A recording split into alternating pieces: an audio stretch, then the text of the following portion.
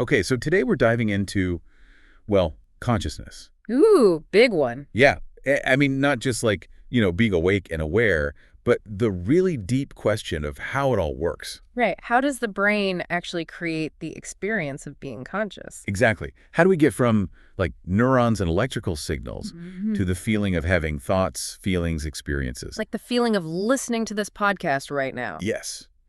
And to help us unravel this, we're turning to the work of Daniel Dennett. A philosopher who's really made a name for himself by tackling these big questions head on. And he's known for not shying away from challenging conventional thinking. That's an understatement. His views can really shake things up. So before we get into the nitty-gritty, can you give us a bit of background on Dennett? What led him down this path of questioning the very nature of our minds? Well, even as a teenager, Dennett was already grappling with some pretty heavy philosophical stuff. Like what?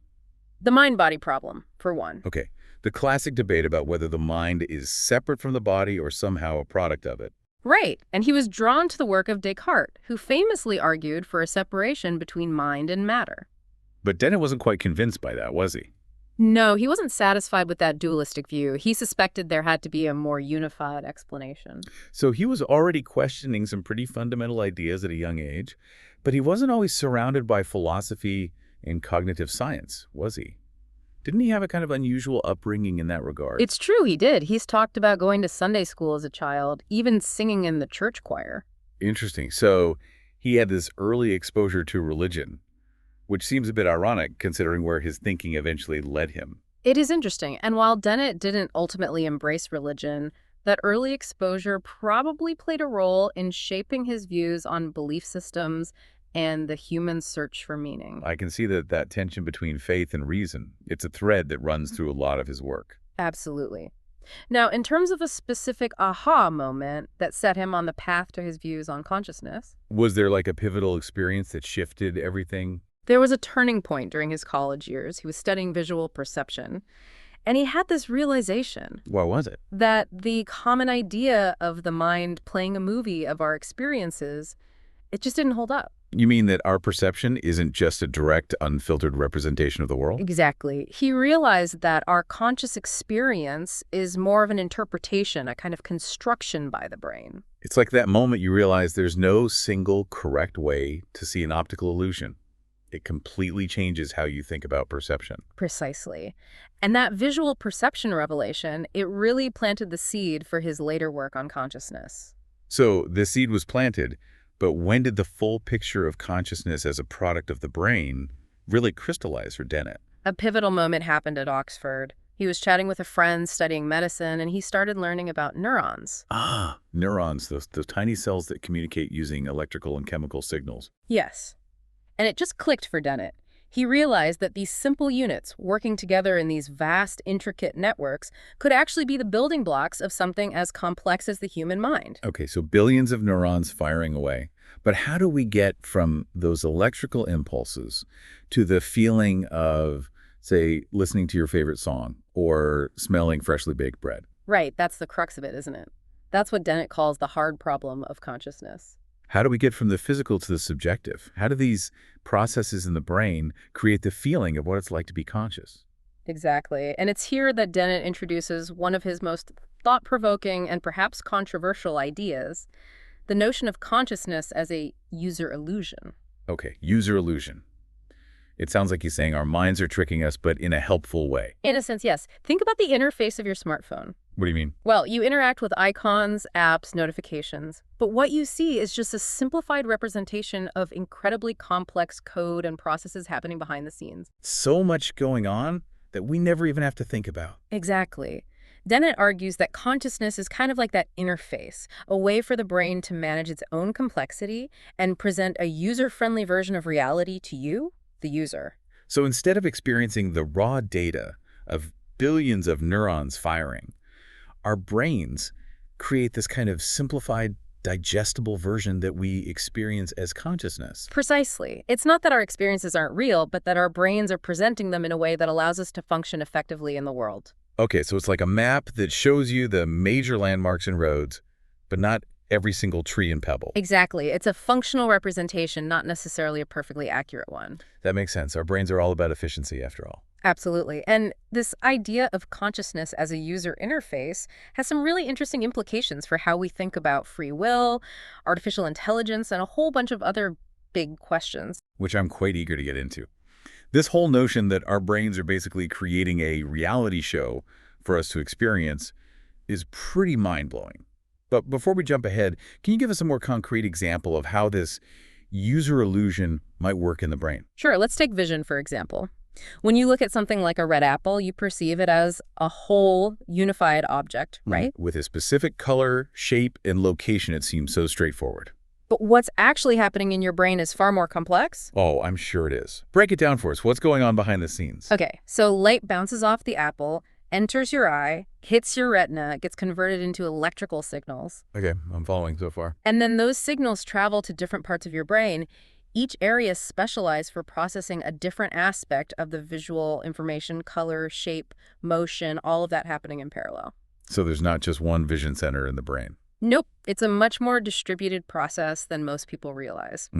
Fascinating. So then how does it all come together? Where's the control room that takes all this information and creates that seamless experience of seeing the red apple? And that's precisely Dennett's point. There is no central control room, no single theater where it all comes together. Wait, really? Yeah, instead of everything converging in one place, it's all these different brain areas working together, contributing to this overall picture we experience. So going back to the user interface analogy, our conscious experience of the apple is like the final image on a computer screen. Exactly.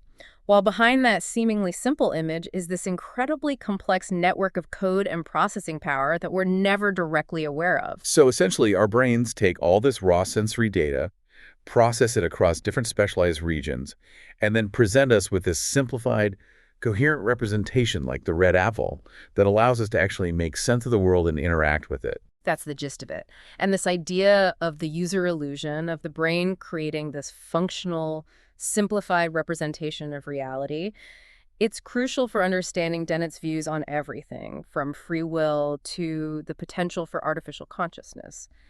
It's not just about seeing an apple, though, right? Think about pain for a second. Okay, yeah. You feel it in a specific part of your body, like if you stub your toe. Ouch, yeah, been there.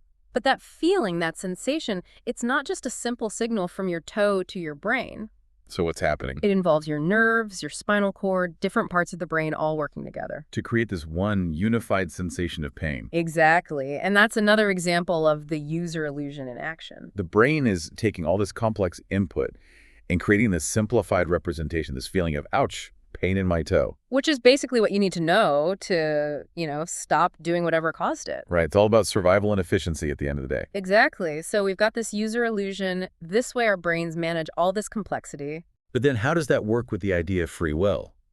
If our brains are constructing our reality, do we really have any control over our choices?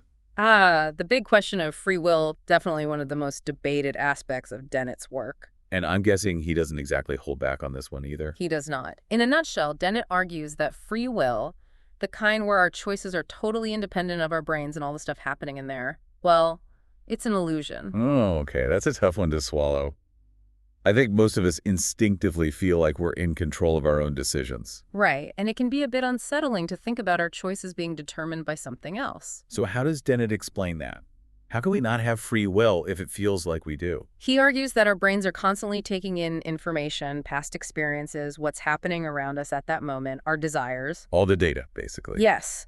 And then the brain uses that data to generate different options, different courses of action. Like a more complex version of those choose-your-own-adventure books. Exactly. And then the choice we make, the one that feels like a conscious decision. That's just the outcome of all these complex brain processes that we don't even realize are happening. Exactly. It's not that we don't make choices, it's that those choices are coming from this incredibly complex system that we don't have full conscious access to. So it's not exactly random, but it's also not the kind of free will we imagine where we're somehow separate from our brains. Precisely. He often uses the example of a chess-playing computer. Okay, I see where you're going with this. Even a really advanced program can evaluate millions of moves, but ultimately, Its choice, the one that seems strategic. It's determined by its programming, the Yeah. data it's working with. Right, just like our brains are running these incredibly intricate algorithms based on a lifetime of experiences and information. And our conscious experience of deciding is just the tip of the iceberg. Exactly.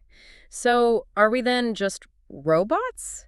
Just going through these pre-programmed motions? That's where things get really interesting. Because I was going to ask, what does that mean for how we see ourselves and our place in the world? Right, and this is a crucial point. Dennett argues that this deterministic view, this idea that our choices are the product of our brains. It doesn't mean those choices are meaningless. Not at all. And it doesn't mean we're not responsible for our actions. So then how do we reconcile those two things? How can we be responsible if our choices are essentially determined? Well, Dennett believes that if our actions really are the product of our brains, Which are shaped by our genes, our environments. then it becomes even more important to create societies that encourage positive values. And to make sure people have opportunities to grow and learn and make what we consider to be good choices. Yes, it becomes a collective responsibility to shape those conditions that influence our choices. To create a world where people are supported and given the tools to make those good choices. Exactly. So we might not have this absolute control over our biology,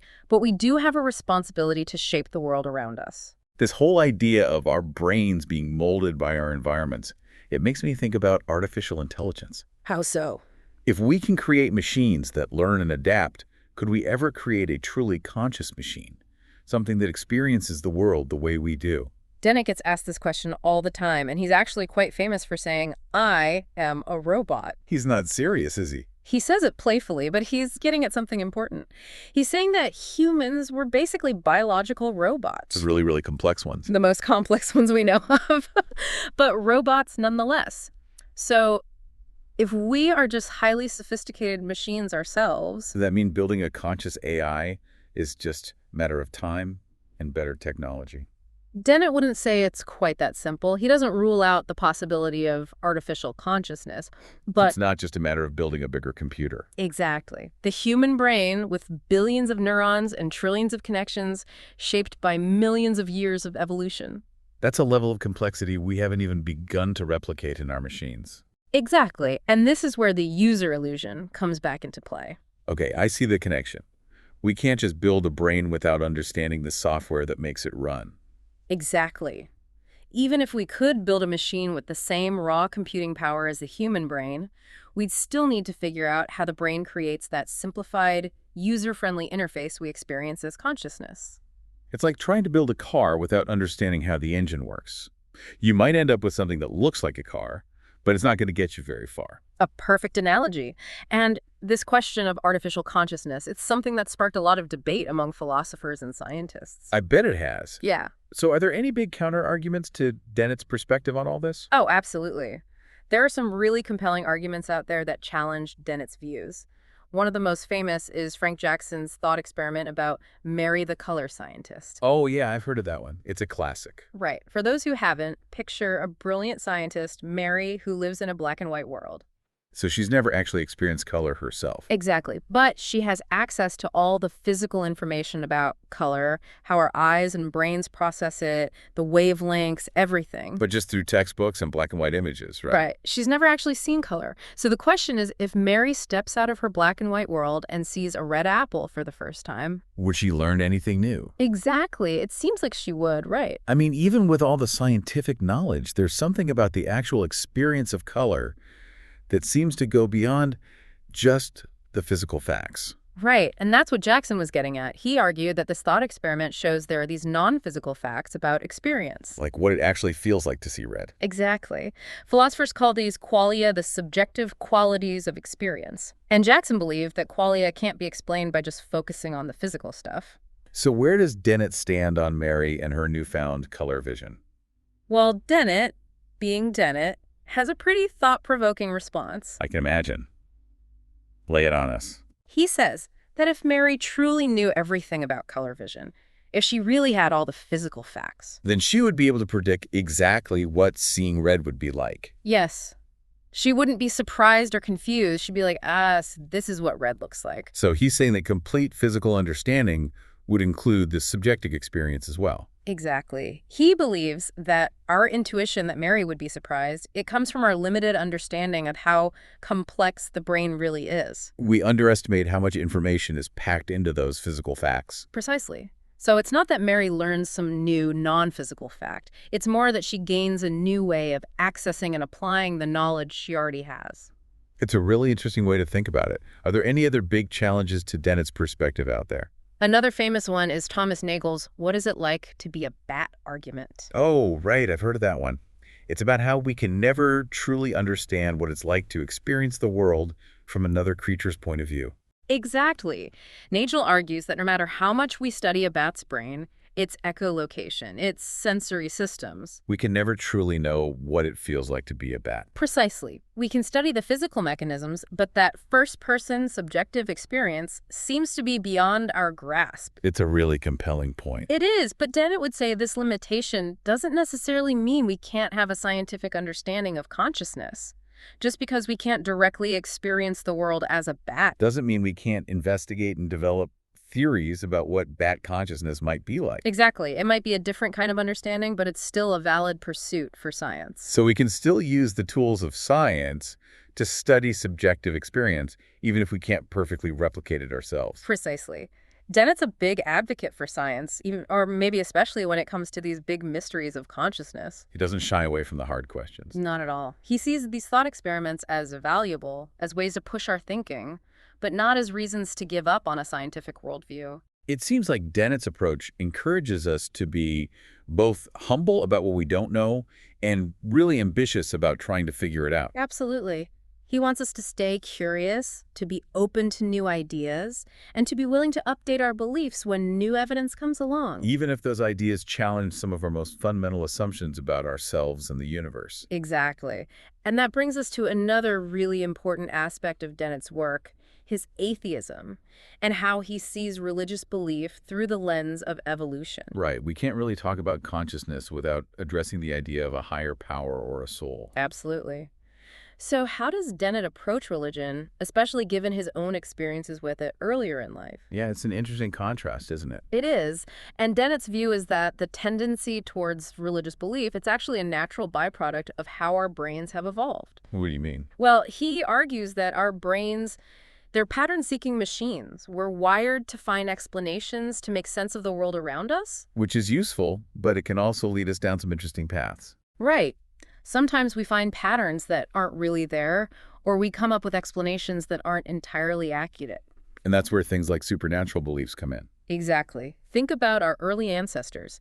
They didn't have the scientific understanding we have today. So when they were faced with something unexplained, like a storm or a disease, Attributing it to a god or a spirit might have been a comforting way to make sense of it. exactly. And not just comforting, it might have even been helpful for survival in some ways. Like, if you believe the forest is inhabited by spirits, you might be more careful and avoid danger. Precisely. But that doesn't mean those beliefs are actually true, right? It's a matter of what was useful for survival, not necessarily what's objectively real. Exactly. And Dennett argues that this tendency to find patterns and create narratives, it's still very much with us today. So he's not saying that religious belief is irrational. No, not at all. He just sees it as a natural outgrowth of how our brains work. It's this fascinating interplay of biology and culture. Absolutely. And while Dennett himself doesn't subscribe to any religious beliefs, He's not out to condemn religion or tell people they're wrong for believing. not at all. He respects that religion plays a significant role in many people's lives, and he recognizes that it can provide a sense of community, meaning, and comfort. But at the same time, he encourages people to examine their beliefs with a critical eye. To be open to the possibility that there might be other ways of understanding the universe, ways that don't necessarily align with traditional religious views. It goes back to that idea of intellectual curiosity and being open to new ideas. Exactly. And being willing to update our beliefs as we learn and grow. I think that's a great note to end on. Daniel Dennett's work is all about asking those big, challenging questions, even if the answers aren't always easy or straightforward. He really pushes us to think differently about who we are, how our minds work, and our place in the universe. And that sense of wonder, that drive to explore the mysteries of the mind, I think that's something we can all appreciate, whether or not we agree with every single one of Dennett's conclusions. Absolutely. He reminds us that the journey of discovery, of continually learning and evolving our understanding of the world, it's just as important as the destination. Well said. And to our listeners, keep those brains buzzing. There's always more to explore on The Deep Dive.